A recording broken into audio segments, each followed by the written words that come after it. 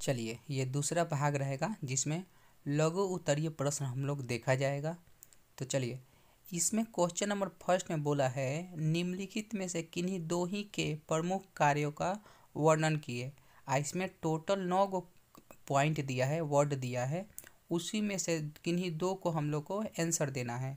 लेकिन हम इन सब के बारे में बता देते हैं आप लोग को, 9 को पेपर में जो बोलेगा उसमें से आप लोग लिख दीजिएगा लोग। तो पहला नंबर दिया है राइबोसोम के काम बताना है। तो इसका आंसर क्या होगा? इसमें प्रोटीन संश्लेषित होती है, पहला हो गया। फिर आते हैं माइक्रोकॉन्ड्रिया के बारे में बताना है आप लोग को। तो यह कोशिकीय श्वसन को सक्रिय एवं ऊर्जा का निर्माण करता है। 3 नंबर में चलिए हरित लवक, यह प्रकाश संश्लेषण में सहायक होता है। इसी के उपस्थिति में हरे पौधे खाना बनाते हैं लोग, ठीक है। 4th नंबर देखते हैं लोग गुणसूत्र, जीवन वाहक एवं कोशिकीय कार्यों का नियंत्रण करता है, ठीक है।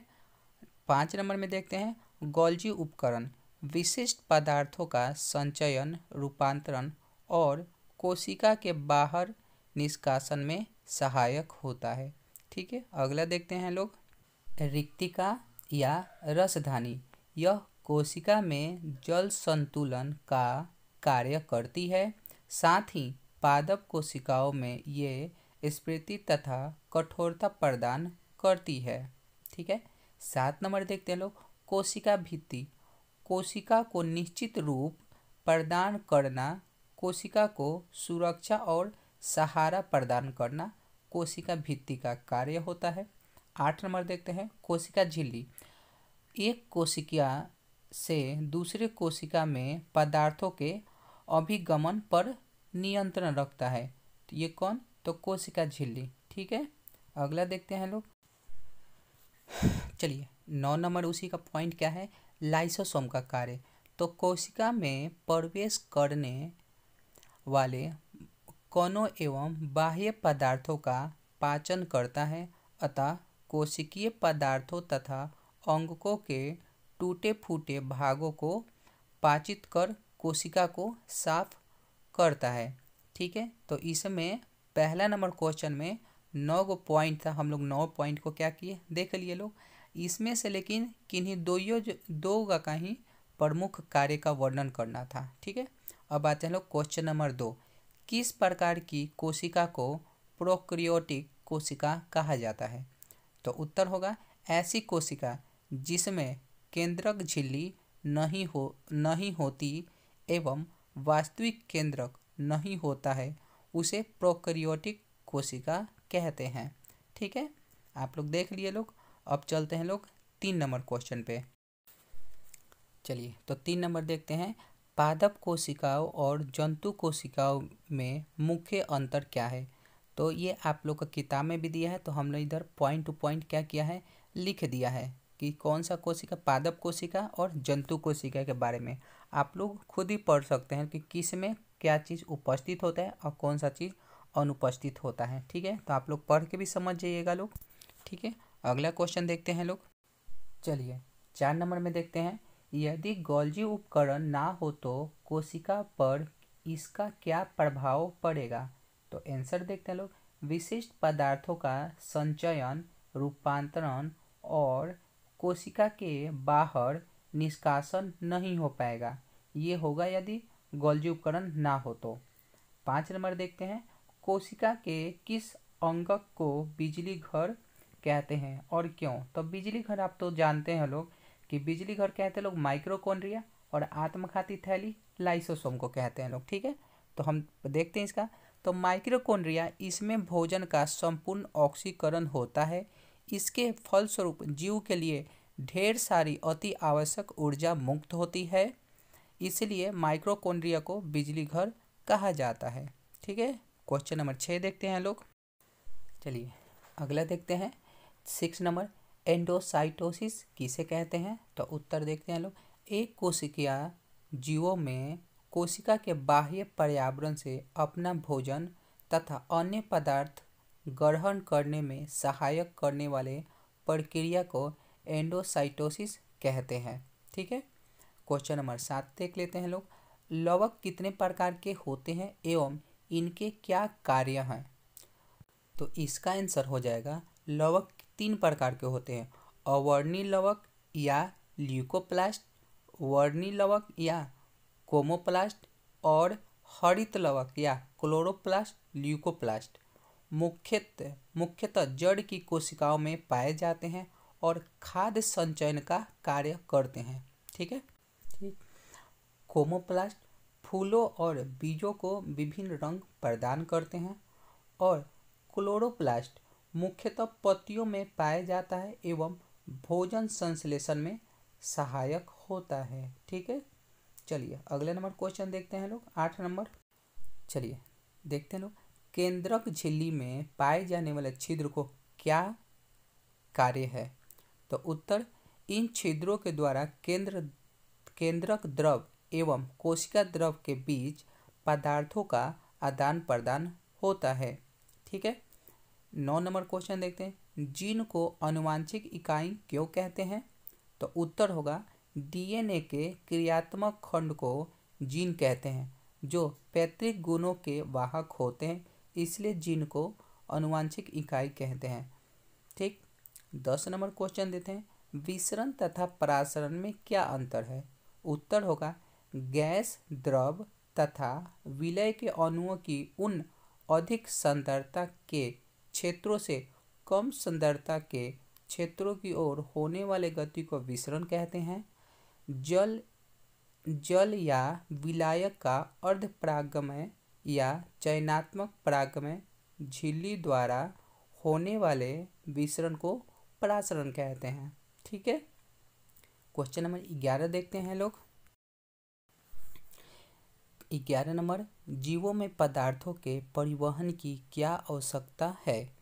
तो इसका आंसर देखते हैं लोग, उपयोगी पदार्थों का उनके मूल स्रोतों से शरीर की प्रत्येक कोशिका तक पहुंचाने तथा अनुपयोगी और हानिकारक पदार्थों को कोशिकाओं से निकालकर गंतव्य स्थान तक पहुंचाने की क्रिया करने के लिए जीवों में पदार्थ का परिवहन जरूरी होता है।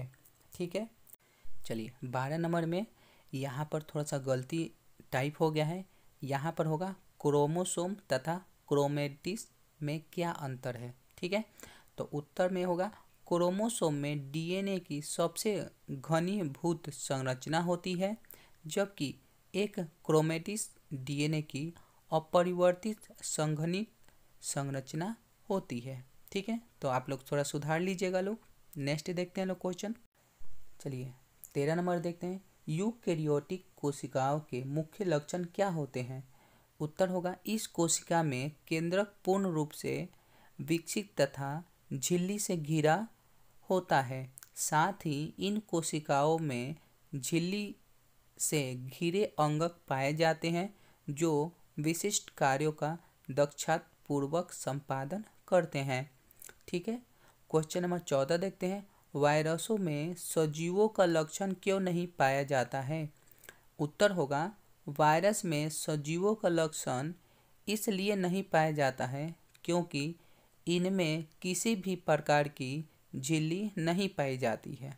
ठीक है, क्वेश्चन नंबर 15 देखते हैं लोग, चिकनी अंतःप्रद्रवी जालिका तथा खुरदरी अंतःप्रद्रवी जालिका में मुख्य क्या अंतर है? उत्तर देखते हैं लोग, चिकनी अंतःप्रद्रविका जालिका की झिल्ली चिकनी होती है, जबकि खुरदरी अंतःप्रद्रविका जालिका की बाहरी झिल्ली के ऊपर छोटे छोटे कण रहते हैं। ठीक है, ये हमारा क्वेश्चन खत्म होता है। अब दीर्घ उत्तरीय पे देखते हैं। पहला नंबर क्वेश्चन देखते हैं, एक यूकेरियोटिक पादप कोशिकाओं का इलेक्ट्रॉन सूक्ष्मदर्शी एवं नामांकित आरेख चित्र बनाइए। वर्ण करने की कोई आवश्यक नहीं है। ठीक है, तो आपकी किताब में ये फिगर होगा, इसको आपको फिगर बना देना है। आप बनाकर जहाँ जहाँ नाम है उसको क्या करना है, नाम को इंगित कर देना है। ये पेपर में आता है 5 नंबर के लिए। ठीक है, अगला क्वेश्चन नंबर देखते हैं 2 नंबर, उसमें भी इसी टाइप का है। ठीक है, तो आप लोग को क्या करना है, देख लेना है क्वेश्चन को, आज चित्र बना देना है, फिगर बना देना है, वर्णन करने की कोई ज़रूरत नहीं है, क्वेश्चन में बोला हुआ है। ठीक है, जैसे कि 2 नंबर में अभी दिख रहा है आप लोग को कि इलेक्ट्रॉन सूक्ष्मदर्शी में दिखाई देने वाले एक जंतु कोशिका का नामांकित चित्र बनाइए। वर्णन करने की कोई ज़रूरत नहीं है आप लोग, लेकिन फिर भी इसको चित्र बना लीजिएगा, लोग बनाकर नामकरण कर दीजिएगा। और किताब में इन सब पॉइंट के बारे में बताया है, आप लोग अधिक जानकारी के लिए वो पढ़ लीजिएगा। अगर हम इसमें करवाने लगेंगे तो वीडियो बहुत ज़्यादा बड़ा बन जाएगा। ठीक है, तो अगला नंबर क्वेश्चन देखते हैं लोग। ठीक है, 3 नंबर क्वेश्चन देखते हैं लोग। माइक्रोकॉन्ड्रिया की रचना एवं कार्यों का संक्षिप्त वर्णन करें। तो उत्तर देखते हैं लोग। माइक्रोकॉन्ड्रिया ये छड़ के आकार के या गोल अंगक हैं जो बहुत बड़े संख्या में कोशिका में पाए जाते हैं। इनका आकार 0.2 से 2 UM×3 से 5 UM के मध्य होता है। प्रत्येक माइक्रोकॉन्ड्रिया दोहरी झिल्ली वाली होती है। बाह्य परत चिकनी एवं छिद्रित होती है। परत बहुत अधिक वलित होती है और क्रिस्टल निर्माण करती है। ठीक है, नीचे ये रहा फिगर रहा जो आप लोगों को किताब में पूरा अच्छा से स्पष्ट दिया हुआ है, भारतीय वन किताब में। अब इनके कार्यों का भी संक्षिप्त में क्या करना है, वर्णन करना है। ठीक है, तो आइए इनके कार्यों के बारे में देख लेते हैं लोग। कार्य देख लेते हैं इसका। माइक्रोकॉन्ड्रिया में ऑक्सीकारक एंजाइम होते हैं और ड्रिया में ऑक्सीकारक प्रकार यह विभिन्न रासायनिक क्रियाओं के लिए ऊर्जा उत्सर्जित कराती है जो ATP के रूप में एकत्रित रहती है। इसलिए इसे कोशिका का पावर हाउस भी कहा जाता है। ठीक है, अगला क्वेश्चन देखते हैं लोग। 4 नंबर क्वेश्चन देखते हैं। यूकैरियोटिक तथा प्रोकैरियोटिक कोशिकाओं के अंतरों को स्पष्ट करिए। ठीक है, तो जैसे आप लोग को किताब में दिया है, हम क्या किए हैं यहाँ पर आप लोग के लिए रख दिए हैं। आप लोग प्रोकैरियोटिक और यूकैरियोटिक में क्या कर रहे हैं, आपको अच्छा से याद कर लेना है दोनों में क्या क्या अंतर होता है। ठीक है, चलिए अगला नंबर क्वेश्चन देखते हैं लोग। चलिए 5 नंबर देखते हैं लोग। यहाँ पे थोड़ा क्रोमोसोम को देख लीजिएगा लोग। क्रोमोसोम की संरचना को सचित्र समझाएं। ठीक है, तो उत्तर देखते हैं लोग। एक सामान्य कोशिका के केंद्रक में क्रोमोसोम महीन, लंबे तथा अत्यधिक कुंडलित धागों के रूप में दिखते हैं। कोशिका विभाजन के समय ये स्पष्ट दिखाई देते हैं। सामान्यतः क्रोमोसोम बेलनाकार होते हैं। प्रत्येक क्रोमोसोम के 3 भाग होते हैं, पेलिकल, मैट्रिक्स, क्रोमेटिड्स। ठीक है, क्रोमोसोम का शीर्ष भाग टेलोमियर कहलाता है। क्रोमोसोम का सबसे बाहरी भाग आवरण पेलिकल कहलाता है। पेलिकल के द्वारा घिरा हुआ भाग मैट्रिक्स कहलाता है। ठीक, चलिए क्वेश्चन नंबर 6 देख रहे हैं। केंद्रक का क्या कार्य है, चित्र सहित इनकी संरचना का उल्लेख करें। ठीक है, तो ये लॉन्ग टाइप क्वेश्चन है आप लोग का। तो उत्तर दिया है, केंद्रक कोशिका द्रव के बीच एक बड़ी गोल गाढ़ी संरचना पाई जाती है। सभी जीवित कोशिकाओं में केंद्रक मौजूद रहता है। इसके चारों ओर दोहरे परत की एक झिल्ली रहती है जिसे केंद्र कला या केंद्रक झिल्ली कहते हैं। इसमें अनेक केंद्र छिद्र रहते हैं। इन छिद्रों के द्वारा केंद्रक द्रव एवं कोशिका द्रव के बीच पदार्थों का आदान प्रदान होता है। एक केंद्रक हर जीवित कोशिका में पाया जाता है, लेकिन कुछ कोशिकाओं में एक से ज़्यादा केंद्रक पाया जाता है। ठीक है, अब इसके आगे देखते हैं लोग। के अंदर गाढ़ा अर्धवलय द्रव भरा रहता है जिसे केंद्रक द्रव या न्यूक्लियोप्लाज्मा कहते हैं। केंद्रक द्रव में महीन धागा की जाल जैसी रचना पाई जाती है जिसे क्रोमेटिन जालिका कहते हैं। ये द्विऑक्सीजन न्यूक्लिक अम्ल एवं प्रोटीन से बना होते हैं। डीएनए आनुवंशिक लक्षणों के एक पीढ़ी से दूसरी पीढ़ी तक ले जाता है। कोशिका विभाजन के समय क्रोमेटिन जालिका के धागे अलग होकर कई छोटे और मोटे छड़ जैसी रचनाओं में बदल जाते हैं, जिन्हें गुणसूत्र या क्रोमोसोम कहते हैं। केंद्रक के कार्य, अब ठीक है, केंद्रक के कार्य देखते हैं लोग कुछ। तो पहला नंबर, केंद्रक कोशिका की रक्षा करती है और कोशिका विभाजन में भाग लेती है। केंद्रक के अनुपस्थितियों में कोशिका विभाजन संभव नहीं होता है, ठीक है। और देखते हैं लोग इनके दूसरा पॉइंट देखते हैं लोग।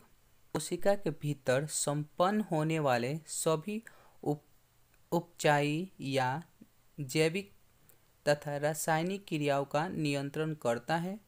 3 नंबर, कुछ जीवों में कोशिका जनन में महत्वपूर्ण भूमिका निभाती है। 4 नंबर, केंद्रक कोशिका के विकास एवं परिपक्व को निर्धारित करता है। 5, केंद्रक प्रोटीन संश्लेषण के लिए आवश्यक कोशिकीय उत्पन्न करता है, ठीक है। क्वेश्चन नंबर 7 देखते हैं लोग। कोशिका झिल्ली पदार्थों के परिवहन में किस प्रकार अपनी भूमिका अदा करती है, ठीक है। तो देखते हैं लोग उत्तर। कोशिका झिल्ली के द्वारा ही परासरण की क्रिया संपन्न होती है।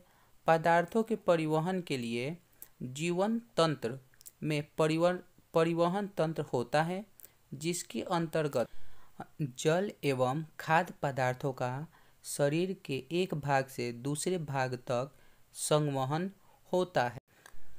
पौधे में खाद्य पदार्थों का स्थानांतरण सदा अधिक सांद्रता वाले भागों से कम सांद्रता वाले भागों की और कोशिका झिल्ली के द्वारा ही होता है।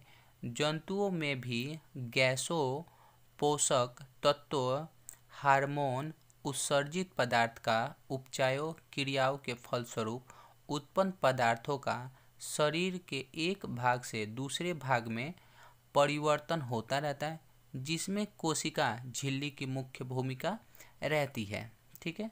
क्वेश्चन नंबर 8 देखते हैं लोग। 8, अल्पसारी, संप्रसारी तथा अतिप्रसारी विलायनों में किसी जीवित कोशिकाओं को बारी बारी से डाला जाए तो कोशिका पर क्या प्रभाव पड़ेगा, ठीक है। तो इसका आंसर देखते हैं लोग। उत्तर देखते हैं लोग। जब कोशिका को अल्पप्रसारी विलयन में रखा जाता है तो बाहरी विलयन से पानी कोशिका के अंदर प्रवेश करता है। इस क्रिया को अंतःप्रासरण कहते हैं। जल के अणु कोशिका झिल्ली के दोनों ओर आते जाते हैं, लेकिन कोशिका के अंदर के जाने वाली जल की मात्रा कोशिका के बाहर आने वाले जल की मात्रा से अधिक होगी, जिससे परिणाम यह होता है जल के कोशिका के भीतर प्रवेश करने से कोशिका फूल जाएगी।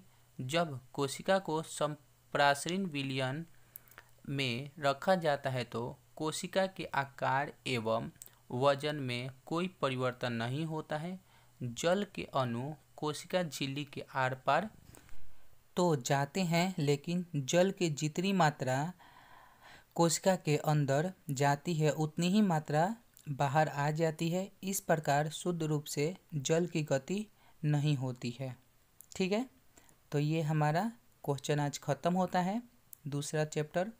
कल नेक्स्ट वीडियो में हम लोग क्या किया जाएगा, दूसरा चैप्टर पढ़ा जाएगा जिसका नाम उत्तक है।